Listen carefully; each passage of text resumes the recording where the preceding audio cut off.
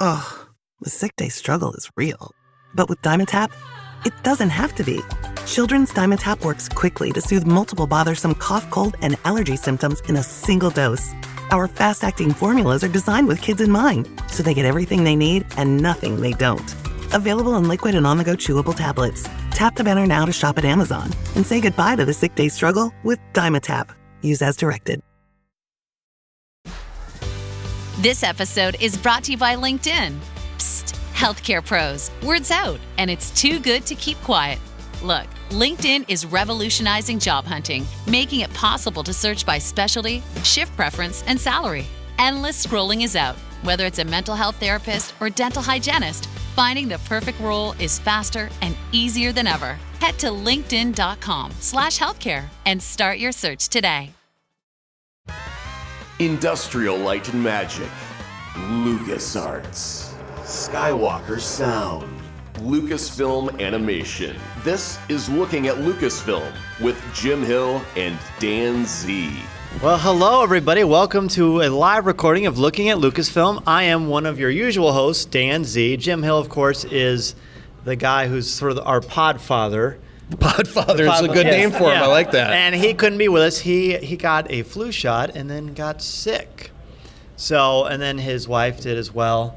And so they weren't going to make the trip. It was a 14-hour drive for them. So we are going to carry the load. And I am with some pretty incredible people who you'll recognize from both Looking at Lucasfilm and Coffee with Kenobi, my normal podcast. First, let's bring in, from Marvelous Disney, the amazing, as they say, Aaron Adams. Hello. I know the podcast can't see me waving. Yes. Nice to be here, guys, for the third year now, and it's nice when you come back and you start seeing familiar faces, and thank you for being here. Oh, absolutely. And also joining us, the first-time guest to Looking at Lucasfilm, my good friend yours, he is our CWK newsman. We have a Coffee with Kenobi Star Wars news segment that's on almost all the time, and that would be hosted by Tom Gross. Well, thank you so much. It's good to be here, and what a fun event this is. And so I'm so excited to be on Looking at Lucasfilm for the very first time. And I really like your shirt. Hey, thanks. Yeah, thanks. It came from a very fine place. Oh, good. Yes. Good deal. Yeah, yours is nice too. Yeah, whatever. It's not as orange as I would like.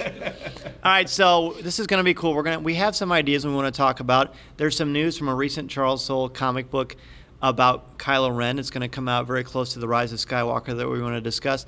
But normally what we do on these shows is we bring up news, recent Lucasfilm news and Star Wars news, especially Star Wars news.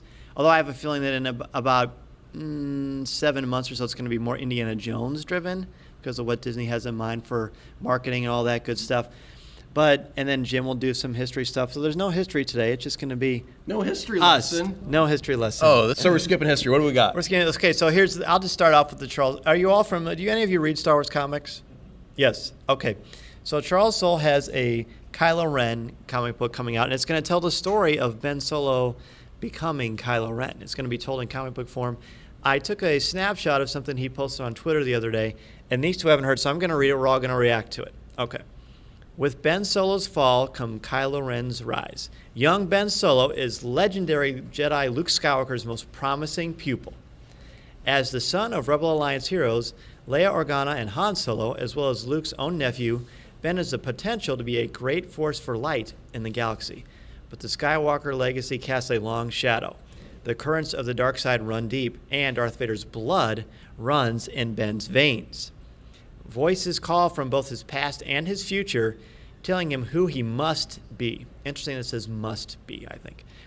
He will shatter, he will be reforged, and in his destiny will be revealed. Snoke awaits. The Knights of Ren await. Ben Solo's path to his true self begins here. So as is our wont, especially on Coffee with Kenobi, tell me your instant reactions to this. Because there are a few things that stand out to me. Well, I like the fact that you repeated the must. How did that line go? Voices call from his past and his future, telling him who he must be. Who he must be. That's interesting because when I think about those scenes in the film where he is sitting in front of Vader's helmet and he keeps saying the light side keeps calling to me and or drawing me in or I can't remember his exact language, and so that really makes me wonder what must he be called to? Is it a personal desire, or is it the Force drawing at him? That's interesting. Can't we just have Kylo be a bad guy and call it good? Do we have to even speculate that there might be an iota of good in him? And will he turn the way that Vader turned in the last moment to save? I want Kylo to be a punk. I just want him to be bad, just so we can have a bad guy. Because like we had Snoke, and we were going to be, is this the new Emperor? Is this new bad? And then all of a sudden, Snoke kebab? Yeah, all of a sudden he gets sliced in twain, and now we have little bits of Snoke everywhere. And it's like, well, I guess that theory is kind of torn asunder. So we need someone to be the bad guy, and I like Kylo as a bad guy, so I don't want to engage in the idea that he might be a good guy and waiting to turn at the last minute. Sure. I want him to be dark. No, it makes sense. I mean, I personally am not, as people who listen to the show for a long time know, I'm not a speculation person, because I find that for me leads to disappointment, because you have your expectations go a certain direction. I'd rather just kind of take it in whatever JJ and everybody and Kathleen Kennedy, what they want to give to us. To me, that's where I'm the most comfortable living in that area. I will say, I think just a mustache twitching villain is boring. And I certainly don't think that you need to go through the redemption process, because we've done that in Star Wars to perfection with Darth Vader and Anakin Skywalker. Right. So I don't need that again. We already had a repeat with the Death Star twice, and then Starkiller Base, which is pretty much like Death Star Part 3. 3.0. Right. So I don't necessarily think that we need that, but I like the complexity. I like the challenge. I think you can make someone relatable when they have conflict, inner conflict. I mean, there's basically 3 classic types of conflict in literature anyway. There's man versus man versus nature, and man versus self. And I've always gravitated towards man versus self, because that's, I think, where most of us live. We don't fortunately have physical conflicts with people typically. And, you're not often going to be trapped on a deserted island with a volleyball named Wilson as your best friend with man versus nature. But man versus self can be something as simple as, gosh, do I feel comfortable going to the movies by myself? Or if you're in high school, gosh, I really want to ask this girl to homecoming, but I'm nervous. That's man versus self. That's relatable. So if Kylo Ren has this conflict, it says voices from his past and from his future, that opens up Pandora's box to give us, conversation with Vader, with Snoke, for whatever else they have planned for this new film. And I think that that's interesting, because he's just bad and mean and cranky, and he's got this weird problem with his father. I mean, that's fine, but we've seen that dozens and dozens and dozens of times across all kinds of media. So let's give us something new and fresh. And honestly, as much as I like Kylo Ren, and I think he's a great costume, I love his voice, I love how Adam Driver portrays him. Mm-hmm. I would never put him even in my top 20 of Star Wars characters. But hearing something like this, where they're going to give him a little more depth, I think that's fascinating. I do too. And one thing I enjoy about the conflict that you were just talking about is I feel like, knowing that he has a bit of the light side in him, or he has that draw, I feel like when he does evil things, that makes him more evil. When he was flying his TIE fighter in that battle in The Last Jedi, and he shot into the bridge of the Resistance, knowing that his mother was there, I just thought that was horrible. And I just felt so bad about that, in thinking how evil and how conniving that is. If he had no pull to the light side, that's just what we expect him to do. I did wonder, and I had that conflict within myself, is he going to do it? I mean, that's how they set it up in the trailer, right? We knew that was going to be happening, and that moment was going to be happening, but we were left waiting. Was he going to fire in there, or was he not? And I think the fact that he does, knowing he's got that draw, knowing he has that connection to the light side and to his parents, that made him even more evil. And so I'm really anxious to see what happens going forward. And I think this mini comic that Charles Soule is writing is going to really give us a snapshot of where that all comes from, and will give us a better picture of what Kylo Ren's going to look like going forward. What say ye? I'm going to bring up an author that has no business being in this conversation, but Chuck Palahniuk is a wonderful writer at making irredeemably awful characters that I love to read. This is Fight Club guy, right? Yeah, totally, Fight Club. But there's a bazillion other books that he's written, and every one of them at the center of it is a truly horrible person. And there's always some rationale of why I'm being horrible. There's a good reason why I'm being horrible. I just need to get through this moment, and then I'll be good again.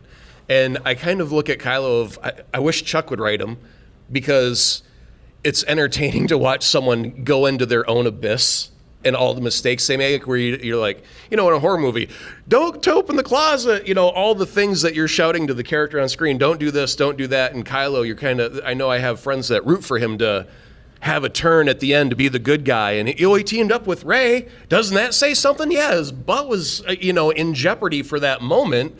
Of course you're going to do the enemy of my enemy is my friend for 5 minutes, get done with the battle, and then go back to being a bad guy. Plus, he never did it out of altruism. He did it out of survival because he thought he could use Rey as his own weapon. Right, exactly. So, these are all the reasons where I don't want Kylo to shift to the light side. I want him to go deeper. I want him to go darker. I want him to be worse. I want, patricide and matricide. That's a great starting point for a villain, wouldn't you say? If you're willing to go that far. So I would almost be shocked if they tried to redeem him after killing off his own parents with his own hand. What I do know for a fact is that J.J. Abrams is not predictable, right? No, he's not going to if we're talking about this, we've been talking about this since really The Last Jedi was where it picked up its pace. But J.J.'s no fool. I got to go, at Celebration, I got to be on the Good Morning America set and watch him be interviewed and watch Kathleen Kennedy be interviewed. And the way this man artfully dodged questions and speculation it's a gift. He's got a gift. He's got a lot of gifts. So I feel like whatever happens, it's going to be something that is shocking and unexpected, and it's going to be great fodder for conversations just like this. What I was thinking about when you guys were talking about that was also that moment with Rey. And I think he took that opportunity to, attempt to make that turn of her to the dark side. And it's kind of like, it's easier to do when you've got a friend. And alone, I think he feels like he can't get fully to the dark side. But if he can turn somebody, that is the full, I've done this. And so now it's going to be easier for me to go there as well. So, I think Sid needs an apprentice, right? That is right. Yeah. And so maybe what you're saying isn't too far from the truth. From a certain point of view? From a certain point of view. That's a very Kenobi thing. So that is something I thought that was really interesting. And also, do any of you watch Star Wars Resistance, the animated series? It's really great fun, and it took me a while to kind of get into it. But then once I did, I was completely hooked. Oscar Isaac is in there as the voice of Poe Dameron. Kylo Ren is going to be in Season 2, and it's kind of running parallel to what happens. It's kind of interesting what they're doing, and I can't imagine what goes on in the Lucasfilm Story Group boardroom, is that they've got Galaxy's Edge and the events from Black Spire Outpost, that novel, which is really, really good, the Galaxy's Edge comic book, Star Wars Resistance, and then The Last Jedi, all running kind of almost parallel to each other. And then you've got the Rise of the Resistance attraction that's going to open up in a couple of months. I'm looking at, this is my calendar apparently. Yep. And so how they're going to map it and tie it all together, because it's pretty tricky. Now with the original trilogy, you've got, 40 years of actual history that's built into this thing. Then you've got in story, you've got 5 years basically to play with. So there's a lot of avenues they can explore, but it's also tightly constructed over a very, very small amount of time. Between episodes 1 and 2, just a matter of moments. Not episodes 1 and 2, episodes 7 and 8, between The Force Awakens and The Last Jedi. So they've put themselves in a very interesting spot where there's not a lot of options for unique stories to tell outside of this ballpark, because it's all in this really nice, tightly wrapped little package. Are you getting excited to get out of the Skywalker saga? Because I am. I love it. In 1977, saw the Star Destroyer go over my head, changed my life into nerdism forever. I'm totally on the fan boat, but I've also had an entire lifetime of the Skywalker saga, and it is a big galaxy, and I know that they're working on something in the future that isn't Skywalker related. I'm like, boy, what do the other corners of the Star Wars universe look like? And I can't wait to meet some new characters, because for an entire galaxy, it seems awfully crowded with these 9 same people over and over keep showing up, right? Well, my biggest beef with the Star Wars comics is that there's how much story can they tell? How much more suffering can Luke and Leia and Han actually have before we stretch the realm of credibility in a fictional universe? And I think they went well past that. So I'm glad they're wrapping up the original run right before they lead up to The Empire Strikes Back. And I am at peace with it, because I think a good story has a beginning, a middle, and an end. Right. That's actually my beef is, and this is where my pretentious literature teacher side comes out, but in the Hunger Games books, my challenge with those books was always that they didn't really have beginning, middles, and ends. They were all setups to the next story. but they didn't wrap up tightly. What's nice about the Harry Potter books is they do have a beginning, middle, and end. Yes, the story continues, but they all could stand on their own.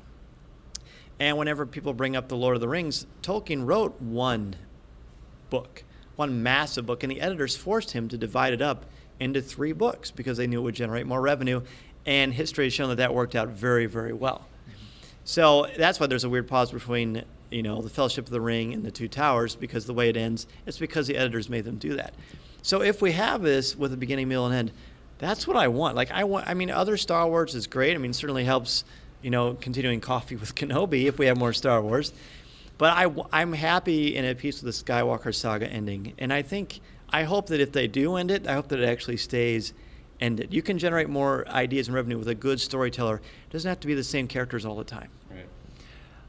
I got a lot to say to that, so let me think how I want to go. Well, first of all, it's not very comfortable sitting in a chair reading that one book. So I think the editors made the right choice for Tolkien. I've got the big leather-bound set. Does anyone have that one? It's like this big, and trying to read that is it's impossible, but that's beside the point. To answer the question about am I ready for the Skywalker saga to be over, Dan, I'm with you. I'm at peace if this is it, but I'm one of those fans that if we know what they've told us, and we've been given the clue that this will wrap it up and this will finish it.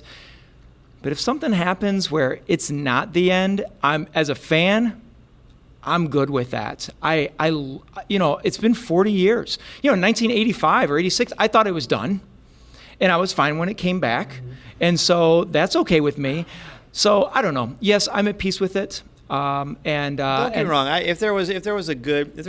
My thing is always: is there a story to tell? Are we trying to make money and sell more action figures, or is there actual story? Absolutely. If there's a legitimate story to tell that continues to evolve these characters. Hold that thought. Yeah. You're talking about the Disney company, right? I do. Okay.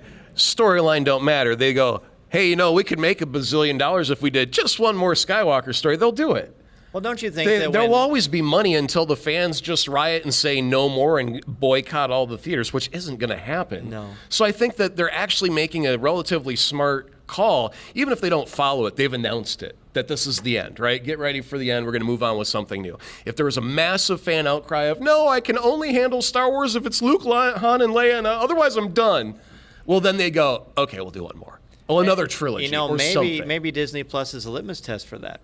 It could be. Because they're going to test some things that are not Skywalker related, although Kenobi is certainly going to be, that's going to be an important part of it. Yeah, but Mandalorian won't be Skywalker related. Right, that's what I'm saying, is they're testing outside of and then that. the Cassian Andor series as well, because there won't be any Skywalkers in that. I was going to say, and that so the aside to that is I'm at peace with it if it happens. I'm perfectly happy if for some reason there's a line that leaves it open where Skywalkers can come back.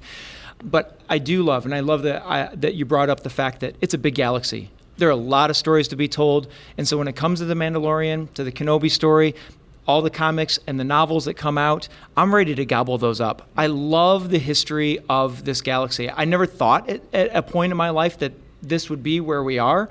But when they were making all those announcements on the D23 of the Kenobi story and D23 announcements, all I thought was I never dreamed that we would have a history of the Star Wars galaxy like we do. And I can't get enough of it. Well, let's tie it into to Marvelous Disney. And why are you the amazing Aaron? Why can't we have like the... Dude, you've met me. I'm awesome. Well, you are. No, you are. Amazing is not a good enough of a word for you. But what about like the Dash and DNZ or the dastardly Drew Taylor? No, actually, right? it's amazing. This is such a dastardly. stupid little thing. My name is Aaron Zachary Adams. When I produce things, we always had to initial everything. Oh, Azaprod. So all of my stuff has been known in the radio industry as Azaprod because those were my initials. I produced it. And I actually get phone calls of people that work in a radio station that go, I've uncovered a dusty closet that has an entire wall of Azaprod. And I'm like, congratulations, you found the Ark of the Covenant. I just wanted to find a way to make fun of Drew Taylor, so I got my chance. We can find all kinds of ways to make fun of Drew. You guys love Drew, right? He's amazing. I tried to get him to come, but he was in LA. It was a long bike ride. Let's look at it this way. Let's pretend like Endgame is the Skywalker saga for the Marvel Universe. Because, Captain America, Iron Man, Thor, that like all those characters, those are the ones we love so much. And for 11 years we've had them. It's not as long of a run historically as the Skywalker saga.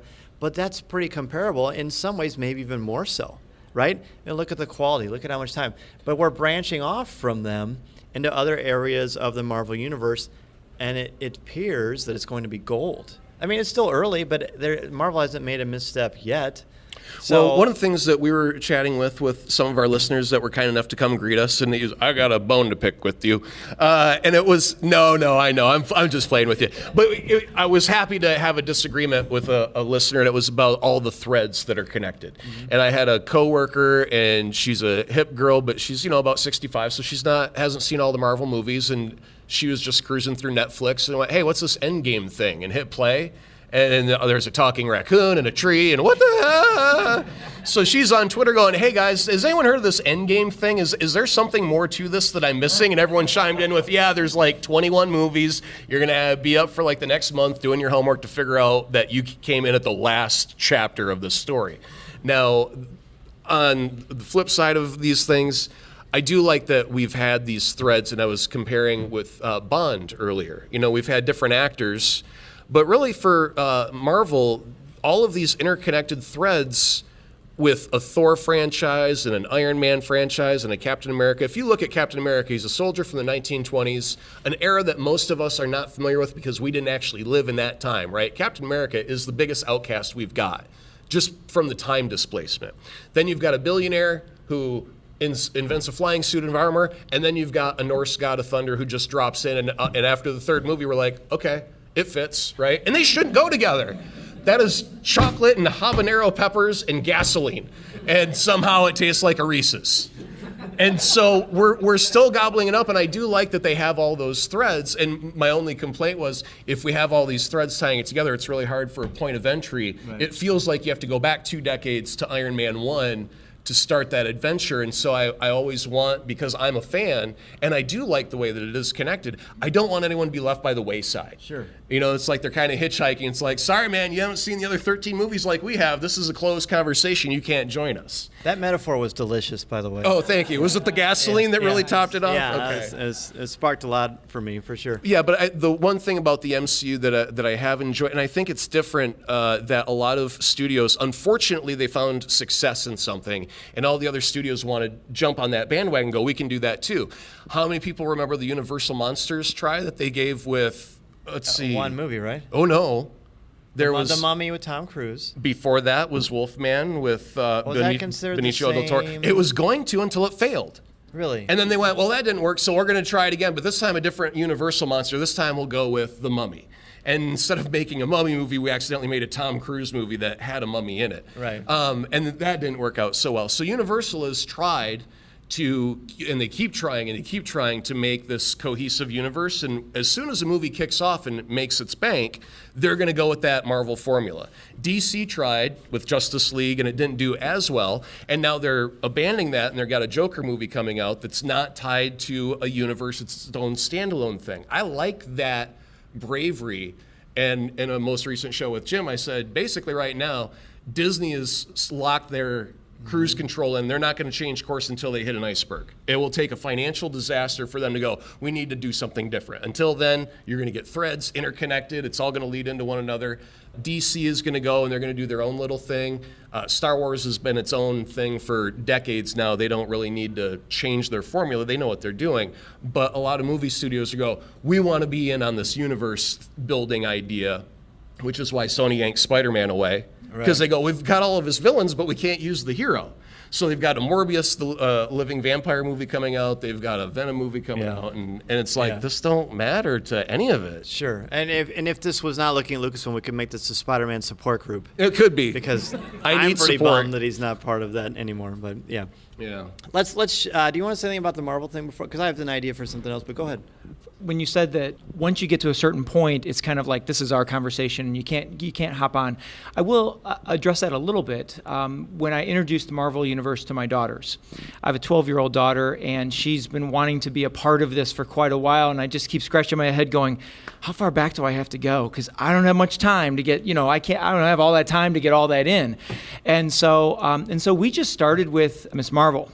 Then we went because that sold her. That was a hero for her, and Captain gave her Marvel? Captain Marvel. What did I say? Miss Marvel. Oh, I'm sorry. Yes, okay. not Kamala There is a Khan. miss, but not here. Not Kamala Khan. With Captain Marvel, and that I introduced it that way because I wanted her to have her hero.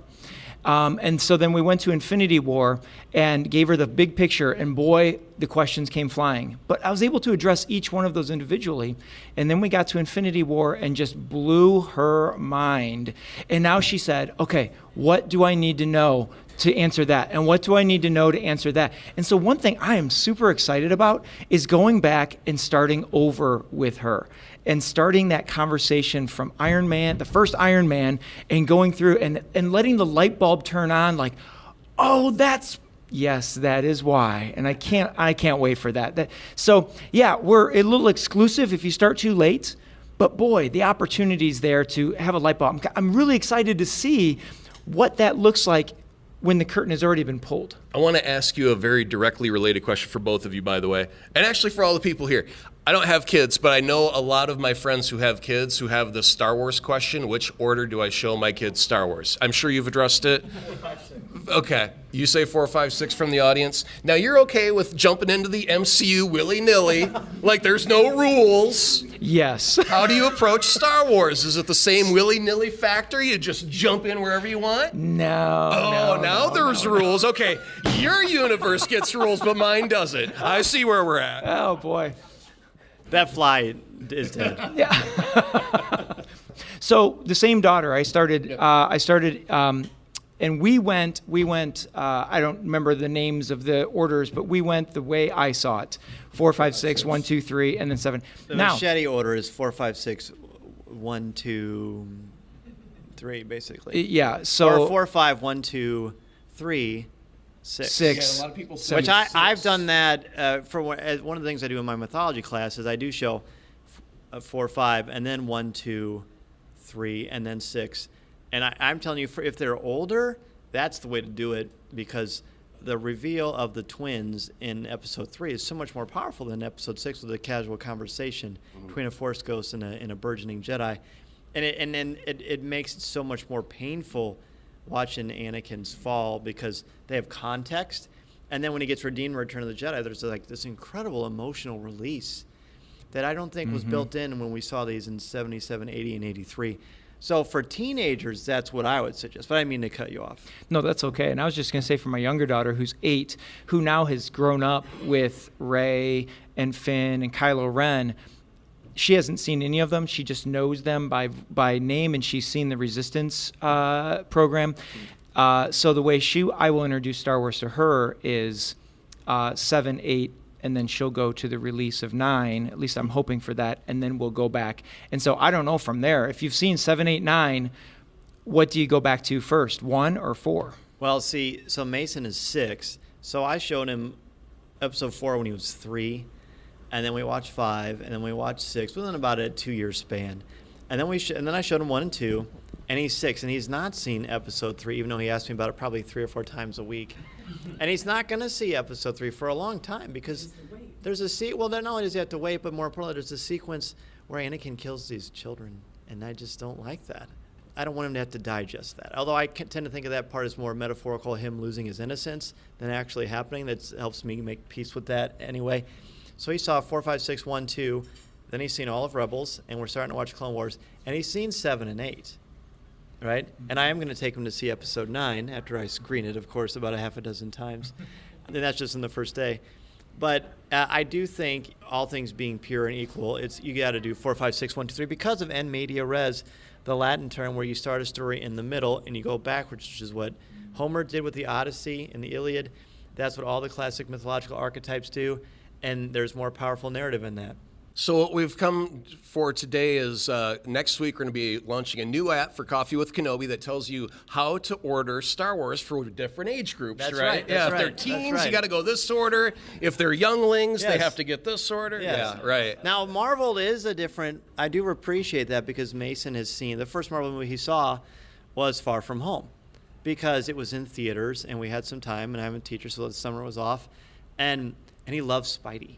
And I read all the reviews and said, as Marvel movies go, it's the least violent, really. And there's a little part with Mysterio that I know is your absolute favorite.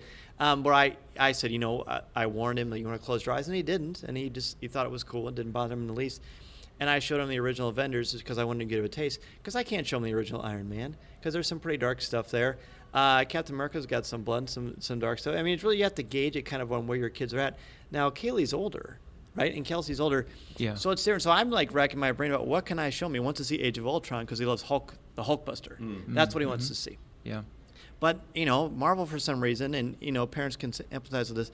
They use a lot more tricky language, like colorful language, blue language, and humor, which is great for me as an adult. But when I'm introducing my 6-year-old to this comic book universe, I don't want him to have to deal with that. So there's a lot of navigating. We're having some fun, but it's a little more convoluted, I guess. It has to be, because I feel so liberated right now because I love colorful blue language. It's my favorite flavor of language. But if you had a 6-year-old, you wouldn't. No, absolutely. And that's the thing is, like, when I went home and Jessica Jones on Netflix, I liked that she had an alcohol problem. I wish they would have addressed it because she drank so much on that show. She should have been in many accidents. And I think it was almost irresponsible to make her drink so much on screen and not be stupid. Have consequence. Yeah, exactly. I mean, the movie Arthur back in the 80s, we all laughed at the drunk British man. It was so funny back then, socially not acceptable today. So Jessica, I like the fact that they were still adult enough to say, yeah, she's got this issue, but they didn't address it. And so with Daredevil and Punisher and those things that are on Netflix, they're not in a theater, so they don't have to cater, and worry about kids coming in.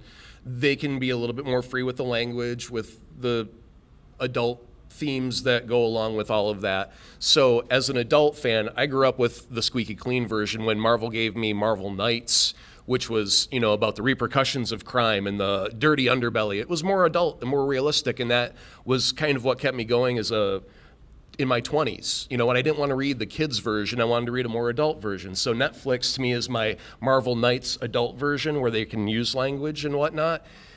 And the theater experience is just big splashy color and more family-friendly fun. And it's more like that window is so small where you can kind of protect their innocence and not expose them to some of the ugliness that can happen in the world. And I never worry about him saying certain words because, he's bound to hear them, unfortunately, just in the world. But as long as I can protect that part of it and just let him have... when I started reading comic books, it's because I love Spider-Man's costume, and I love the really cool villains, and I loved him sneaking up and climbing onto a building, and that his clothes were webbed, on there, and he had to disguise it and get back into his Peter Parker costume, and just the kind of the fun of that. And I think as long as we keep on to the things that are fun, right? Yeah. Then you've got magic. Right. Which is why I'm so about The Mandalorian, as we've talked about, because I'm looking forward to seeing it. But I like hope. I like joy. And I want a little more of that sprinkled in, not a reminder of how cynical things can be. Don't get wrong, I'll be watching The Mandalorian the moment it's released. Probably sooner, Disney list, hopefully. But I don't know. Yeah, so I have a couple things I want to go back to and wrap up my thoughts on. The first one is talking about showing these films to children. It just makes me wonder what kind of person I must be or what kind of father I must be when I think about the reason why you didn't want to show Episode 3 because of the killing of young Jedi. That didn't even cross my mind with my children. I was more concerned about the beheading of Dooku. I didn't care if she saw Anakin murdering children at the end too. That's even more so. Yeah. So there's that, and then talking about having a very specific order to watching a galaxy like Star Wars. Versus showing the Marvel movies in a particular order. I think the reason I'm not so concerned about showing different episodes of the Marvel, the MCU, is because each one of them really can be kind of consumed as a solo film by itself. Whereas Star Wars is so interconnected along a timeline. More dependent upon a specific... Yeah. It's more linear, much more linear. But I can't wait. And God, I never really thought about it, that I don't necessarily, I suppose, for a timeline purpose, don't have to show those Marvel movies. We don't have to go back to Iron Man 1.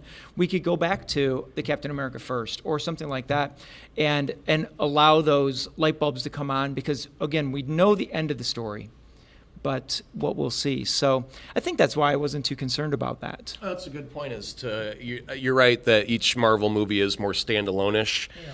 And as soon as the Last Jedi was credits started rolling, I'm like, when's the next one? When's the next one? Because I wanted a conclusion to this story, and that is the difference. MCU is with the exception of Infinity War leading into Endgame, everything else is just a single movie that either builds a franchise that each episode can be individually watched and consumed, or you can sit down for 60 hours straight and watch them all in order. And I'll tell you, my sickness goes that deep that I did actually put not only all the MCU movies, but I put in Carter, Agent of S.H.I.E.L.D., and S.H.I.E.L.D., and I put it all in chronological order. And when Thor, The Dark World happens, you better believe I put a split and stopped Agents of S.H.I.E.L.D. so I could put in the Thor movie and then resume Agents of S.H.I.E.L.D. when they had to clean up the mess of it. So yeah, it's like 90 hours of sitting behind a computer editing episodes and putting stuff where it doesn't belong, but it's a lot of fun. I know a lot of people have an interest in learning how to edit video.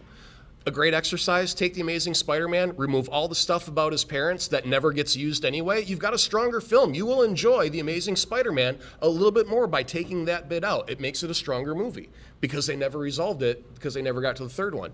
Same thing with the MCU. They used to do those one-shots where there's on the discs? Yeah, where Coulson meets with another agent in a diner, and he ends up telling him about how they found a hammer out in Arizona or New Mexico, and he's on his way to that. You take that 5-minute little clip, you plug it in Iron Man 2 when Coulson's like, hey, something happened, I gotta go.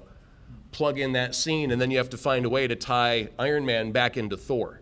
And you end up learning, all of a sudden, lo and behold, how to edit a storyline because that's not meant to be there. Now you have story problems. And you have to figure out a way to make a new jigsaw puzzle piece that now fits this little mashup thing that you made. It's a lot of fun, and it can be educational. All right, so we've got about 15 minutes left or so. I want to bring up one quick thing, and then if any of you have questions or want to come on the show, we'd love to have you. Let's do that first. I just want to get an idea so I can pace out the time. Who wants to be on the microphone and bring up a question or a topic about Lucasfilm? Yeah, come on up. You're up. You're ready. Here we go. First, please share with us who you are. John from Illinois, Central Likely Illinois. name, John. Why I love 456, okay? I showed my son first, and then my daughter came later.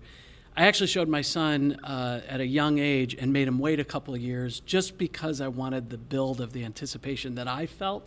I wasn't trying to relive, my life through his eyes, but I knew that it was effective to me. But that reveal of Darth Vader, spoiler alert, the reveal of Darth Vader at the end of Empire rocked my world. I remember that when I was that age, and it did him too. And then later when I showed my daughter in that order, I felt the same, or I saw the same. She didn't believe it. She thought it was all a trick. She thought he was just trying to get Luke to join him, but that's why I went with 4, 5, 6. I know some younger people go with 1, 2, 3, but it kind of takes away a lot of that magic that gets revealed, especially when he's redeemed at the end of Return of the Jedi. And I've noticed it is very generational. When I first started teaching, my students thought 4, 5, and 6 were fine, but they thought they were slow or boring. I even heard people say New Hope was boring. For me, it's like, what? Boring? This is like rocket pace. Although, I mean, when you look at it, when you step back, you're like, okay, I see what they mean. But they love 1, 2, 3 because it's like their Star Wars. That's what they grew up with. But I'm with you. I think the story is more pure when it's 4, 5, and 6. But also very biased. Yeah, because we grew up that way. That's right. Yeah. I was telling Jim Hill a story one time on the show. There's a writer that we both had in common that we read, Drew McQueenie, was a reviewer, and he had the same experience. I want to show my kids that Vader moment, that reveal, because it blew my mind back in the day. So he sits down, his kids, they're watching Empire, the reveal happens, and the kid turns to Dad and goes, "Does that mean you're going to try and kill me, Dad?" And he's like, "No, that is not what was intended to happen at this moment." That went dark. So I'm glad that they just had their minds blown for a minute and didn't think that Dad was lurking in the closet at night ready to do something evil. So it could have gone bad. Yeah. But I'm glad that they just enjoyed it for a movie and didn't scare the bejesus out of them for months. Hey, thanks for being on, John. Absolutely. Anybody else? Thank you, guys. I got 2 questions. My name is Ron. I'm from Kentucky. And my two questions. First one, do you think maybe the Kylo Ren comic book story is going to be a matter of nature versus nurture? Right. Versus, his surroundings versus the DNA that they mentioned it being in his blood. Right. Do you think it might be that type of story? real quick before Tom jumps in, I think nature versus nurture is exactly the way they should go, because what a beautiful canvas for them to explore that. I like that you brought that up is super cool, because he's got the good in him, but he's also got the Vader blood. Like Han Solo says, there's too much Vader in him, right? They says that in The Force Awakens, but he certainly grew up. But we've seen in the book, like the Chuck Wendig Aftermath trilogy, Han Solo's not around very much, and I always was a little bit remiss that they made it kind of like an absentee father sort of a thing with Han Solo. But in the books, it's certainly how they've played it out, and it is canonical. So I can't help but wonder intuitively if there's a little bit of anger or resentment there within Ben Solo, which would kind of make this nature-nurture thing part of it. Like he inadvertently started him down a path, perhaps, that Snoke saw a crack in. I mean, what do you think? It just seems to me that it's hinting at nature versus nurture. That's what I was just thinking. I agree. And you say another one? My other question is, who do you think is the Loki of the Star Wars universe? Oh, I bet Tom has a good perspective on that. Say Jar Jar. I actually don't mind being put on the spot. Yeah. Huh. Good questions. Thank you. Yeah, thank you. Those are great questions. The Loki of the Star Wars universe. Well, it's Lando. The trickster? He's the trickster. I mean, just in one movie for a brief part, but as Billy D. Williams has said for a very long time, it wasn't me that betrayed Han Solo. It was Lando. He still got questions about that for 20, 30 years after the fact. And the trickster in mythology is typically someone who, whether by accident or because of part of their nature, find themselves in a position where they have to mislead. Loki just does it with a big smile on his face, and he never is apologetic, really. Mm-hmm. But he's the closest one that I would think of. Yeah, I think I like that assessment. My mind instantly went to it's not a major character in the Star Wars universe, and it's definitely not. He's not in any of the films. But I went to like a Hondo. Sure. Someone who, Hondo's a good call. Like you said, they play both sides and not transparently. They do it, very conniving and behind the scenes. Yeah. The nature versus nurture, I don't know. I liked your assessment also of Han Solo as an absentee father, which I'm not surprised at. When I remember reading It's his MO. Yeah, when I read that book, I was disappointed, but I think I was supposed to be disappointed. Mm-hmm. I wanted Han Solo to be an active member of the Alliance, with Leia and being a partner with Leia. But absolutely, it completely makes sense that he would go off on his own. He's a scoundrel. And we see the seeds of that in Solo. And I know you had something you wanted to. Yeah. Sorry to take the conversation back to the sequence again, but I had a thought. I'm a teacher of world history in middle school, and I have had this conversation so many times with colleagues, trying to figure out how do we teach history? Do we teach it sequentially? Is it important that we follow a timeline, or can we break it out in chunks? Is it important for us to teach about the ancient Greeks before the ancient Romans, or can I teach them separately and then go back? And there's always teachable moments and connections that you can make, and I think that applies to the sequencing of the Star Wars movies. I think it really depends on how it's being done or what age group it is. If it's adults that are coming to it for the first time, it might be best for them to go in the order that they were originally released and experience it like the rest of us did. For students or younger kids, it's how you're going to teach them through there. How are you going to mentor them through seeing what they're going to see? So. And you are, and where you're from? I'm Tim. I'm from Illinois. Awesome. Cubs fan? Yes. Attaboy. Yeah.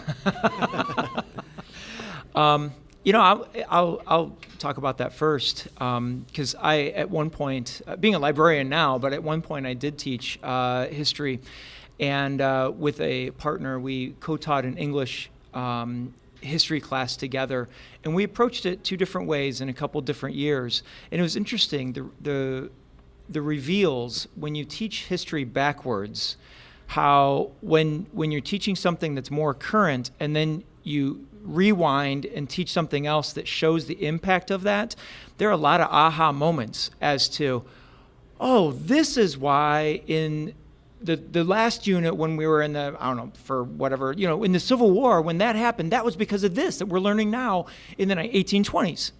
Yes, that is true. And so, I don't know, I never thought about the fact, I don't know if it was conscious. I don't think so, because this was 10, 15 years ago. But But when I think about how I approach Star Wars and where the real aha moments come from, sometimes when you look back from the original trilogy and you go back to the prequels, you're like, oh my gosh, that explains why this or that. And so I don't know if that's what crept into my mind when I was teaching U.S. history that way, but I definitely think there was some value to that. I always forget to mine you for that, because you did have that cool experience for so long before you became a librarian, which is super, super cool. And I also think and I'm sure you agree with this too, like it's kind of conducive to where your students are at. And one of the things I do, my mythology class is a semester-long class, and I change it all the time because I get bored very easily. And I just like to think of different things all the time because I think it's more interesting that way. And if it's interesting for the teacher, I think the students will gain more out of that or glean more out of that. So say, hey, what areas are you interested in? You know, are you interested in Marvel? Are you interested in Egyptian mythology? Are you interested in Native American mythology? What are you interested in? So that might be kind of a fun, kind of a survey thing that you could do too. Hey, what areas do you like? Because I mean, I remember when I was in grade school, and there's a book called Speak by Lori Halls Anderson, which is a really powerful book. And one of the things that happened in that book is she says, every year we start history with Columbus, and we start basically at the turn of the Industrial Revolution, and they always stop there. So they never get to go past the other stuff. So that's a great question. It's a great question. I think sometimes the best questions have more questions attached to them than answers, personally. We have time for maybe one more. Anybody else want to come on the show? Like if you have a Boba Fett hat and obviously you're a big Star Wars fan? Sure. There you go. Okay. He can always tell. There you go.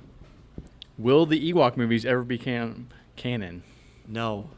And that's it. Too much. Show's over. Good too night. much fake forcelessness?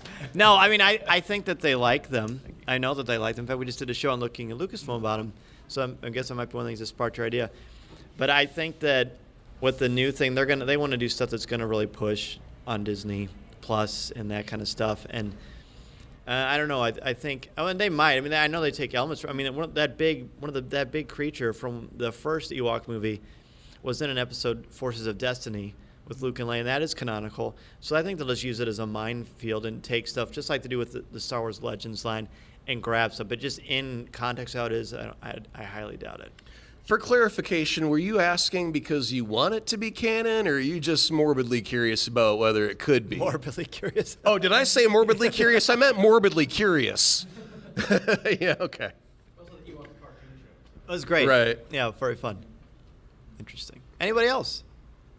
Well, you have been wonderful. It's been nice. It's kind of nice to have a nice, quiet little intimate gathering like this. Of course, you can find us in the Jim Hill Podcast Media Network. We've got Marvelous Disney, looking at Lucasfilm, Universal Joint with Justin Fuse, Fine Tuning with Drew Taylor, and then, of course, the bread and butter. There's Disney Dish. The Disney Dish with Len Testa and Jim Hill. Jim Hill, again, he apologized for not being here, but hopefully next year. We will be giving you the flu just so it feels like a real, legitimate meeting with Jim Hill.